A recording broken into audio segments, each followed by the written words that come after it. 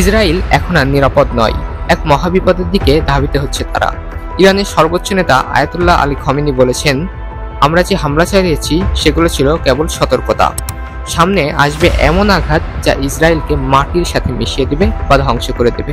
হ্যাঁ, এটি কোনো সাধারণ বিবৃতি নয়, এটি একটি যুদ্ধের ডাক যা একটা মহাপ্রলয়ের দিকে ধাবিত করবে সারা পৃথিবীকে। ইরানের সেনাবাহিনী, বিপ্লবী গার্ড, হিজবুল্লাহ, হুতি, ফাতিমিউন এখন সকলে যুদ্ধের মঞ্চে। ইসরায়েলের বিরুদ্ধে প্রতিটি মিত্র গোষ্ঠী জেগে উঠেছে। ইরান শুধু একা নয়, আজ পাকিস্তান, তুর্কি, কাতার, মালয়েশিয়া, লেবানন, এমনকি সৌদি আরবের কিছু গোপন মতবাদ ইসরায়েলের বিরোধিতাই স্পষ্ট। মুসলিম বিশ্ব জেগে উঠেছে। ইরান যুদ্ধ করে বিশ্বাস নিয়ে তারা মনে করে ইসরায়েলের পতন কেবল সময়ের ব্যাপার মাত্র।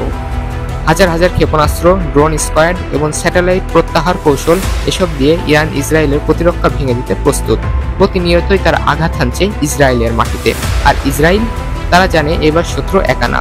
যদি পুরো মুসলিম দুনিয়া, মুসলিম বিশ্ব এক হয়, তাহলে ইতিহাসে এই প্রথমবারের মতো ইসরায়েলকে তারা ধ্বংস করতে পারবে।